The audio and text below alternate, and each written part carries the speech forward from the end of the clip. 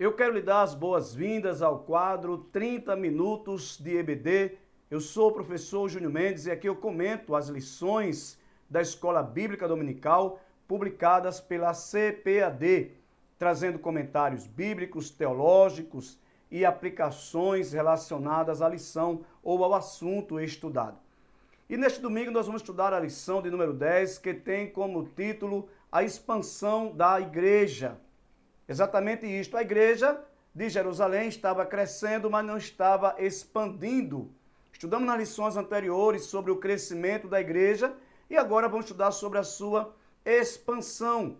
E o que vem a ser isto, como a igreja começou a expandir, obedecendo exatamente a ordem de Cristo, registrada por Lucas no capítulo 1 e versículo 8 de Atos dos Apóstolos, quando está escrito que Jesus disse aos seus discípulos: fiquem em Jerusalém, vocês vão ser revestidos do poder de Deus, vai vir sobre vós a virtude do Espírito Santo e vocês vão ser minhas testemunhas, primeiro aqui em Jerusalém, depois na Judéia, Samaria e até os confins da terra. Mas a igreja ficou, no primeiro momento, confinada apenas em Jerusalém, suas atividades concentravam-se ali em Jerusalém. É possível que aqueles apóstolos não tenham compreendido perfeitamente a ordem de Cristo, não tinham compreendido completamente que o evangelho de Cristo não estava restrito, ou não deveria ficar restrito apenas a Jerusalém, mas que devia se expandir por todo o mundo.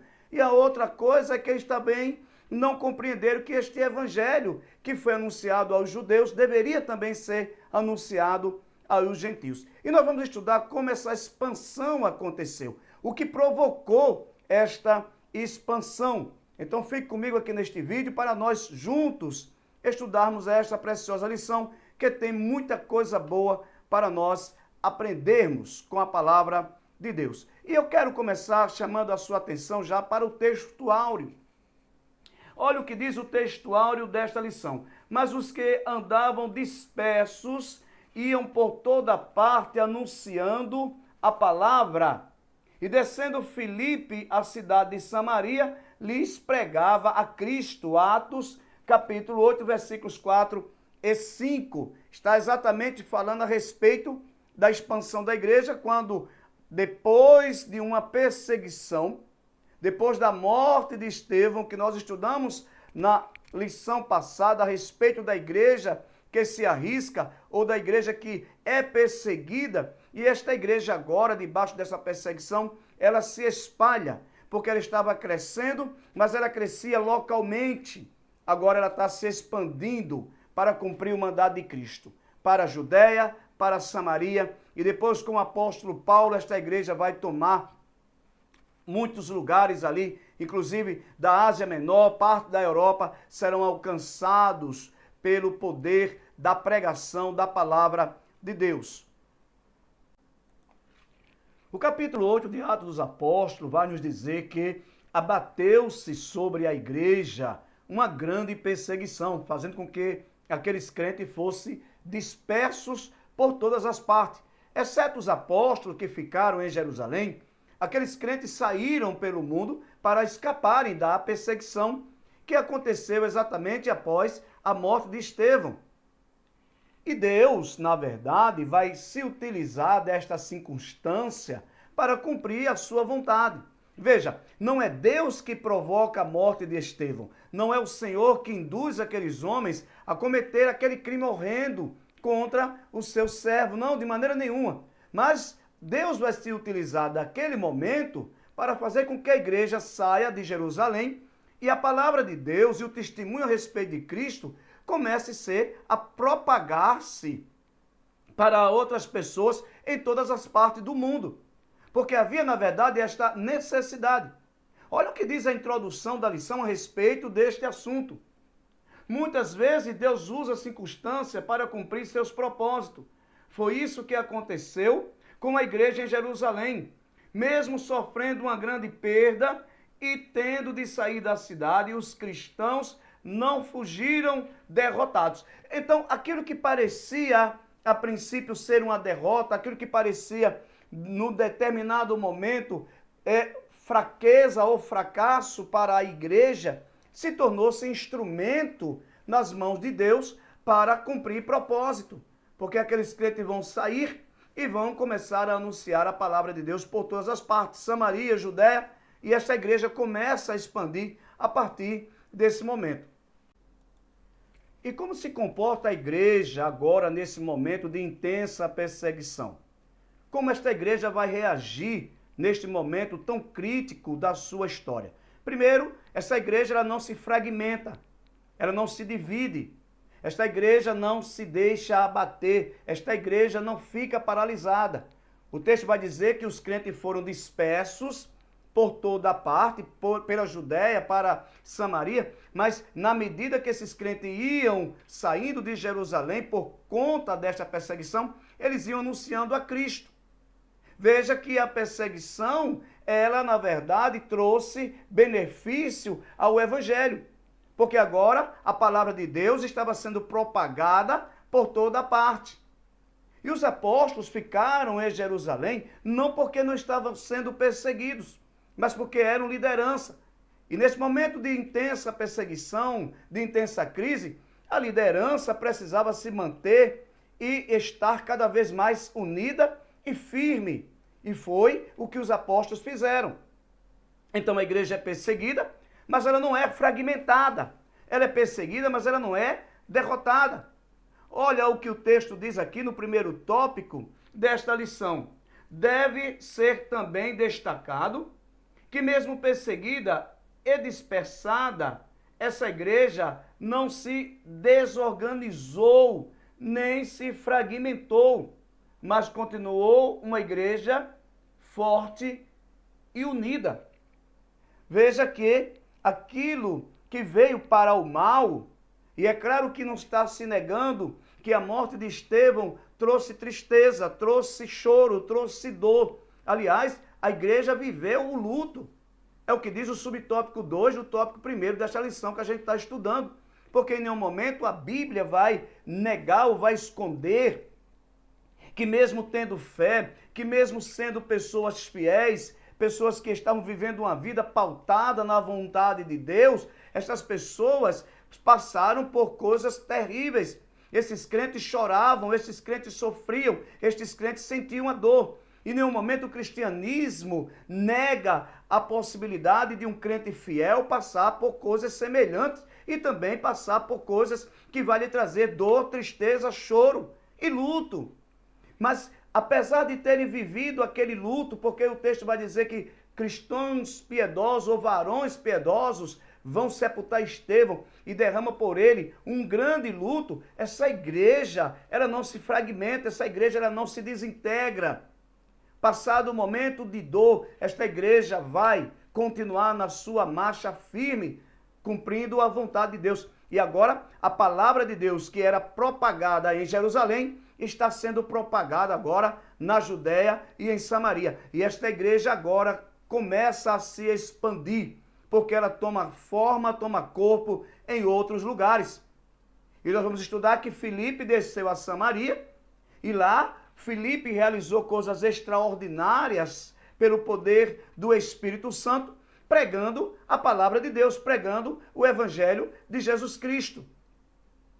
Então esta igreja, ela vai passar por este momento, mas ela vai permanecer firme, ela vai permanecer fiel à vontade de Cristo e cumprindo aquilo que lhe foi determinado que cumprisse, que era pregar, testemunhar a respeito de Jesus de Nazaré, que havia sido morto, crucificado, mas que havia ressuscitado e estava à destra de Deus, o Pai, e oferecendo salvação a todas as pessoas. Então vejamos o que diz o texto no subtópico 3 do tópico 1, que diz o seguinte: o fato é que a igreja pranteou Estevão, chorou por ele e lágrimas foram derramadas. Contudo, o texto não mostra uma igreja desesperada, desmotivada ou devastada pela tristeza.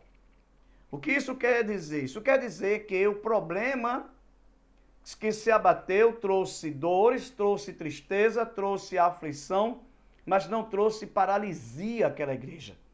não trouxe desmotivação àquela igreja, não trouxe, na verdade, um abatimento a ponto daqueles crentes desistirem da caminhada ou desistirem da fé. Pelo contrário, aqueles crentes, mediante esta dor, esta tribulação, eles saíram para pregar o Evangelho de Cristo, para pregar a palavra de Deus, para anunciar Jesus Cristo. E esta é a grande lição para nós, enquanto igreja, deste tempo, que estamos sujeitos a sofrer perseguições, a sofrer coisas que vai produzir tristeza, produzir dor, produzir angústia, sofrimento, choro, mas que mesmo diante disso, o crente precisa ter certeza, o crente precisa ter absoluta convicção de que ele está sustentado pelo poder do Espírito Santo de Deus. E que estas coisas não podem paralisá-lo, não podem de maneira nenhuma desmotivá-lo, nem fazer com que ele deixe de cumprir o propósito que Deus estabeleceu para a vida dele. Então este primeiro tópico traz exatamente esta lição. A igreja se comporta de uma maneira que ela não se fragmenta, que ela não é destruída, que ela não é paralisada, pelo contrário. Mesmo diante de tudo isto, essa igreja avança, essa igreja cresce, essa igreja expande e o nome de Jesus Cristo é glorificado agora em toda a parte. A igreja que estava somente em Jerusalém agora já está na Judéia, já vai estar depois em Samaria e depois ela vai chegar aos confins da terra, cumprindo exatamente a ordem que foi estabelecida pelo seu mestre, pelo seu Senhor Jesus Cristo. E essa igreja sai pelo mundo evangelizando. Mas o que é que esta igreja pregava? Qual era a mensagem que esses crentes anunciavam? O texto é muito claro. Anunciavam a mensagem da cruz, anunciavam Cristo ressuscitado, anunciavam as boas novas ou o evangelho de que Jesus de Nazaré era o Filho de Deus, o Messias que havia de vir ao mundo, o Salvador do mundo.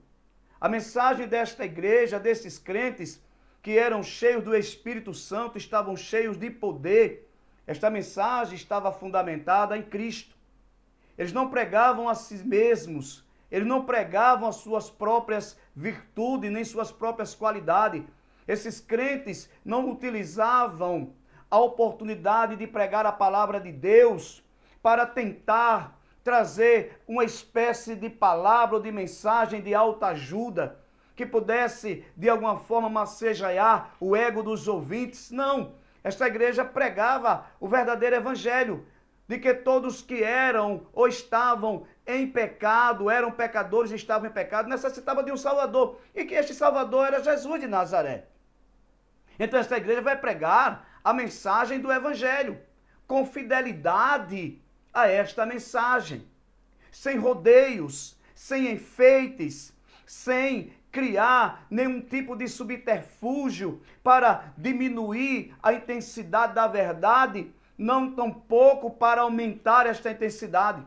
Não, esta igreja não buscava trazer algum tipo de emocionalismo para causar alguma impressão àquelas pessoas que estavam escutando da sua boca a pregação da palavra. Não, se concentravam apenas em pregar a Cristo, Jesus de Nazaré, vivo, ressuscitado, que estava pronto a perdoar os pecados e que todos precisavam de um Salvador e que Jesus era o Salvador. O escritor vai nos dizer aqui na lição, no tópico segundo, no segundo subtópico, no tópico 2 e tópico 1, mas além disso, além de ser cheia do Espírito Santo, esta igreja de Jerusalém também era focada na palavra de Deus. Os cristãos que foram espalhados por diferentes lugares não pararam de falar sobre as boas novas de Jesus. A igreja primitiva operava sob o Espírito Santo e era, portanto, firmada na palavra de Deus. Sua fidelidade à mensagem do reino resultou em muitas conversões, milagres e libertações. Aí o escritor diz: se queremos evangelizar com êxito, também precisamos viver pelo poder do Espírito Santo e estar centrados na Bíblia. E a gente, através ou a partir desta leitura, nós percebemos que em alguns momentos a igreja brasileira precisa se voltar para o altar da palavra. Em algumas circunstâncias ou em alguns lugares, a igreja precisa voltar à simplicidade do cristianismo e à verdade das Sagradas Escrituras, que é poderosa para transformar. Essa igreja que expandiu, essa igreja que se espalhou no poder do Espírito Santo, ela era fiel à palavra de Deus, ela era fiel à mensagem da cruz. E isso traz uma grande lição para nós, porque algumas vezes púlpitos têm sido ocupados para que seja de lá levada à igreja, ou levada até mesmo a pecadores, verdadeiras mensagens de autoajudas, mensagem que vai provocar emoções, mas não vai trazer luz ao coração, não vai dispensar o pecado que está no coração. E isto precisa ser, na verdade, refletido por cada um de nós, que pregamos a palavra de Deus e analisarmos o teor da nossa pregação. Se estamos sendo de fato fiéis à pregação do Evangelho. O compromisso desses crentes era com a palavra de Deus, era com o Evangelho, as boas novas sobre Cristo Jesus. Olha o que diz o apóstolo Paulo quando escreve aos Romanos, no capítulo 1 e no versículo 1 desta epístola. Paulo, servo de Jesus Cristo, chamado apóstolo, ou chamado para apóstolo, separado para o Evangelho de Deus, o qual antes prometeu pelos seus profetas nas Santas Escrituras, acerca de seu filho, que nasceu da descendência de Davi, segundo a carne. O apóstolo Paulo vai dizer que ele é servo. A palavra servo aí, no original, é doulos, que tem o sentido de escravo. Mas Paulo é escravo de quem? Ou Paulo é escravo do quê? O texto diz que ele é escravo primeiramente de Cristo. E depois ele é escravo do Evangelho. Ele é escravo da notícia. Paulo está dizendo, eu não prego o que eu quero pregar. Eu não ensino o que eu quero ensinar. Eu não prego aquilo que eu penso, aquilo que eu acho. Eu prego as boas novas que eu recebi de Cristo. Eu prego o Evangelho de Cristo. Por quê? Porque eu sou escravo do Evangelho. Eu sou escravo da notícia. E ele está dizendo, quem é escravo da notícia não pode maquiar a notícia. Quem é escravo da notícia não pode enfeitar a notícia. Quem é escravo da notícia não pode diminuí-la, nem tampouco aumentá-la. Ele tem que ser fiel à notícia. E ele tem que pregar esta notícia, que é exatamente as boas novas. Boas novas notícias, Evangelho. Veja que o apóstolo está dizendo na carta aos Romanos. E que grande lição isso tem para nós. Como nós precisamos ser fiéis, queridos irmãos e irmãs, à mensagem da palavra de Deus. Não podemos enfeitá-la, não podemos maquiá-la, não podemos dizer o que a Bíblia não está dizendo, não podemos aumentar nem tampouco diminuí-la. Temos que pregar exatamente o que a Bíblia nos diz. E esta igreja que foi dispersa pela Judéia, pela Samaria, estava cumprindo exatamente isto, pregando aquilo que estava escrito a respeito de Jesus Cristo no Antigo Testamento e a verdade de que Jesus Cristo era o Filho de Deus e o Salvador do mundo. E no capítulo 8 de Atos, nós lemos que Filipe, descendo a Samaria, pregava a Cristo e através dele Deus realizava coisas extraordinárias e as multidões aceitavam a palavra, a pregação de Filipe, e muitas pessoas se converteram e foram batizadas. Mas qual era o teor da mensagem de Filipe? Cristo. Sim, Filipe pregava Cristo. Ele não pregava outra coisa. Ele pregava a mensagem da cruz. O texto na lição vai dizer que Filipe não pregava ideias da moda, mas sim a mensagem da cruz. Cristo era o centro de sua pregação. Assim, a evangelização precisa ser focada em Jesus. Qualquer pregação que não tenha a cruz como base se torna vazia. É a mensagem da cruz que transforma vidas, trazendo cura, libertação e salvação. Meu irmão, minha irmã, como precisamos refletir sobre esta verdade. Porque em muitos lugares já não se prega mais a mensagem da cruz. Se fala de tudo, menos da cruz. Se fala de tudo, menos de Cristo. E a igreja quer ter vitória, quer alcançar as vidas, quer transformar as pessoas pela pregação. Mas o que está faltando em muitos lugares é exatamente isso. Pregar Cristo, pregar a cruz de Cristo, pregar a mensagem da cruz. Foi o que Filipe fez. E ao fazer isto, o seu ministério foi um ministério poderoso. E esta igreja cresce em Samaria. Ela expande em Samaria de uma tal maneira que as notícias sobre esse crescimento chegou em Jerusalém. Chegou até a igreja que tinha ficado em Jerusalém. E os apóstolos vão mandar para lá Pedro e João, para agora dar um suporte a esta igreja que estava nascendo naquele lugar pela pregação de uma única pessoa que, cheia do Espírito Santo, pregava Cristo. E este é o segredo, sempre foi o segredo. Esta, na verdade, é a missão da igreja, é a minha missão, é a sua missão, pregar Jesus, pregar a Cristo. E é isto que nós precisamos pensar e refletir mediante este assunto que estamos estudando, dessa igreja que é perseguida, desta igreja que sai de Jerusalém, desta igreja que vai expandir e vai crescer ainda mais, pregando a mensagem da cruz, pregando Jesus de Nazaré.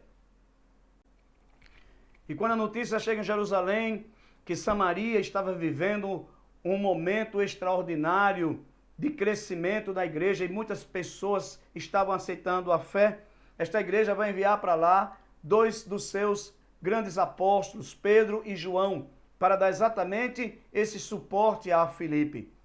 E estes irmãos vão para lá, esses apóstolos vão para lá demonstrar apoio. É uma liderança que está apoiando o trabalho de alguém que saiu do contexto ou do convívio da igreja local e está agora ultrapassando limites ou vencendo barreiras. E agora estes irmãos estão sendo agora visitados por 2 grandes apóstolos que vão orar sobre eles, para que eles também recebam o Espírito Santo e sejam revestidos de poder. Então veja como esta igreja está unida, está integrada. A liderança que dá um suporte, porque se a liderança não dá suporte, uma obra não pode avançar, não pode prosperar, não pode dar frutos. Então quem é enviado, quem vai com o apoio, vai com a direção, vai com o suporte da liderança. E essa igreja tende a crescer porque existe justamente essa unidade. E Pedro e João descem a Samaria. E lá eles oram por aqueles crentes, impõem sobre ele as mãos e ele recebe o batismo com o Espírito Santo. E nós aprendemos nessa lição que o batismo com o Espírito Santo faz parte da doutrina da igreja, faz parte da doutrina da igreja pentecostal, de que o crente precisa e deve buscar o batismo com o Espírito Santo. Não que o crente em Jesus já não tenha o Espírito Santo, não que aqueles crentes em Samaria não tivessem o Espírito Santo, porque quando eles aceitam a Cristo, quando eles recebem a palavra de Cristo, esses crentes recebem o Espírito Santo de Deus que vem operar na vida dele, a regeneração, a santificação, a transformação.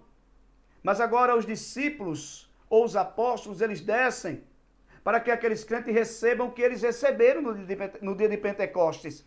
E impõem sobre ele as mãos e aqueles crentes são batizados no Espírito Santo. Então está aí esta preciosa lição para nós estudarmos neste domingo. E uma das grandes aplicações que fica para nós é que as perseguições, as lutas, as tristezas, os problemas, as tribulações que se abatem sobre o crente e que vai lhe trazer dor, lhe trazer tristeza, choro, em alguns momentos luto, não pode paralisá-lo.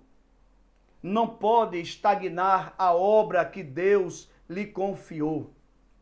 A dor não pode ser negada, a dor não pode ser ignorada, o luto não pode ser negado, não pode ser ignorado. Veja que o texto diz que aquela igreja viveu o luto por Estevão, mas ela não ficou chorando para sempre, ou por toda a vida. E aqueles crentes não ficaram abatidos a ponto de não quererem mais fazer a obra que lhes foi confiada.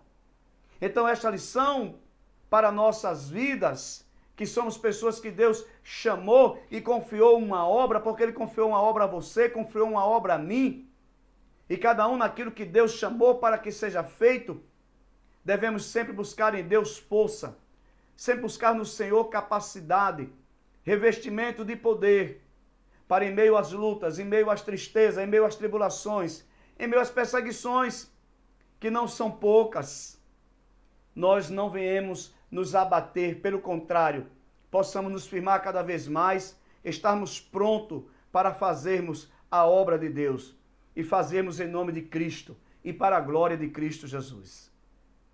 Eu espero que essa lição toque o seu coração, que esta palavra contribua de alguma forma para o seu crescimento espiritual. E se você é novo aqui no canal, quero pedir para que você se inscreva, ative o sininho, deixe seu like, deixe o seu comentário. Semanalmente estamos postando vídeos sobre as lições da Escola Bíblica Dominical publicada pela CPAD. E se Jesus de Nazaré não voltar, até a próxima lição, até o próximo vídeo, em nome de Jesus, e que Deus continue abençoando a sua vida.